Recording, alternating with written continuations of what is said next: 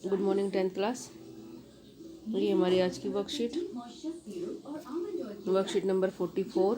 Date है हमारी 15 दिसंबर। Topic हमारा चल रहा है विनिर्माण उद्योग का भूगोल से। पिछली वर्कशीट में हमने उद्योग की अवस्थिति के बारे में जाना था। आज के वर्कशीट में हम उद्योगों के वर्गीकरण के संदर्भ में जानकारी प्राप्त करेंगे। यह कितने भागों में उद्योगों को बांटा जाता है वो कहलाता है उद्योगों का वर्गीकरण। ठीक है, 3 नंबर में 5 नंबर में पूछा जा सकता है ये क्वेश्चन। पहला है स्वामित्व के आधार पर, मतलब मालिकाना आधार पर। दूसरा है प्रमुख भूमिका के आधार पर कि उनकी क्या भूमिका है। तीसरा पूंजी निवेश के आधार पर कि पूंजी कितनी निवेश की जा सकती है। कच्चे माल के स्रोत के आधार पर कच्चा माल कैसे मिलेगा।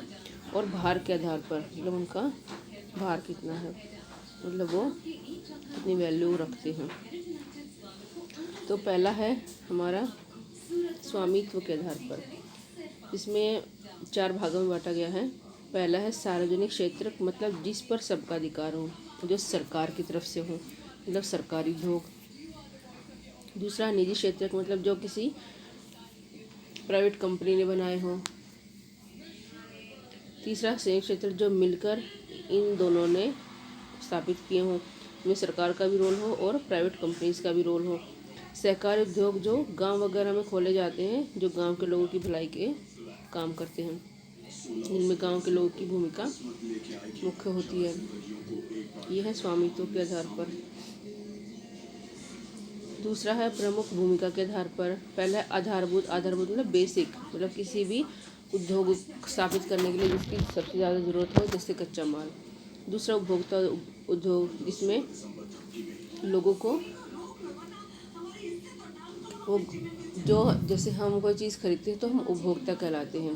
तो ऐसे उद्योग जिसकी मार्केट हो, जिसका जो खरीदे जाए। ऐसा ना हो कि कोई भी ऐसा उद्योग स्थापित कर लिया जाए जो खरीदा ही ना जाए, तो उसकी भी ये भी देखना है कि वो लोग उसको खरीद भी लें।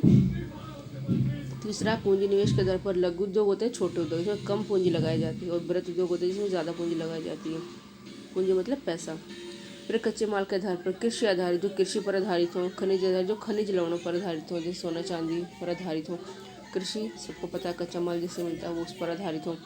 और फिर है भार के आधार पर भारी उद्योग और हल्के उद्योग, मतलब जो जैसे बड़ी बड़ी गाड़ियाँ बनाना, बड़ी बड़ी मशीनें बनाना, जहाज़ बनाना, हेलीकॉप्टर बनाना, ऐसे वो हम भारी उद्योग। और हल्के उद्योग जैसे सुई बनाना, प्लास्टिक का सामान बनाना, वो है हल्के उद्योग। उम्मीद है ये वर्गीकरण आपको समझ में आ गया होगा, आप इसको आसानी से कर सकते हैं। अब इनको अलग अलग डिफाइन किया गया है। सबसे पहला है हमारा स्वामित्व के आधार पर। ये मैंने आपको बेसिक समझाया है आसान शब्दों में। अब इसमें हम देखते हैं क्या क्या आता है।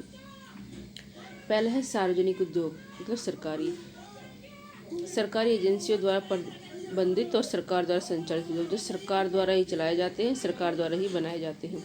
ठीक है, जैसे उदाहरण के लिए Bharat heavy electrical limited, steel authority of India इत्यादि। ये वो उद्योग है जो सरकार चलाती है। एग्जाम्पल पूछे जा सकते हैं आपसे पेपर में। दूसरा निजी उद्योग, जो प्राइवेट, जो किसी व्यक्ति या संस्था द्वारा नियंत्रित किया जाता है, चलाया जाता है, जैसे टिस्को, बजाज इत्यादि।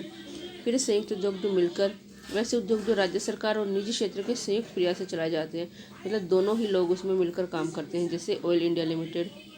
फिर सहकारी उद्योग, जिनका स्वामित्व करने वाले उत्पाद को श्रमिक या दोनों के हाथ में होता है, मतलब दोनों ही इसमें मालिक होते हैं, उत्पादन करने वाले और उसमें काम करने वाले लोग। ठीक है, दोनों ही इसमें मालिक होते हैं, होता है सहकारी उद्योग। तो मैं उम्मीद करती हूँ ये वर्गीकरण आपको समझ में आ गया होगा। डेफिनेटली ये क्वेश्चन जो है 5 नंबर में आने के पूरे चांस है, तो इसको अच्छे से समझ लेना। ठीक है, फिर है क्वेश्चन उद्योग के वर्गीकरण पर नोट लिखना है। ये जो वर्गीकरण दे रखा है इसको एज इट इज आपको लिखना है। स्वामित्व के आधार पर उद्योग का वर्गीकरण की व्याख्या करनी है, अपने शब्दों में आपको व्याख्या करनी है, जैसे मैंने समझाया है वैसे आपको उसकी व्याख्या करनी है। तो चलिए आज की वर्कशीट में इतने हैं। बार बार बोले, मैंने हर वर्कशीट में बोला है कि बहुत इंपॉर्टेंट लेसन है, तो थोड़ा सा ध्यान से इसको करना है आपको।